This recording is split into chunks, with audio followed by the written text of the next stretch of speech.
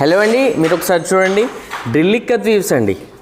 మీకు తెలుసు కదా, డ్రిల్ ఇక్కత్ వీవ్స్ అంటే స్పన్ సిల్క్ లాగా ఉంటుంది. డిఫరెంట్ వీవింగ్ టెక్నిక్ అండి. అండ్ ఈ శారీ ఫ్యాబ్రిక్ కూడా ఫాలెన్ ఫ్యాబ్రిక్ లా ఉంటుంది. మీరు లైవ్లో ఎక్స్పీరియన్స్ చేస్తే మాత్రమే ఈ ఫ్యాబ్రిక్ గురించి మీకు తెలుస్తుంది.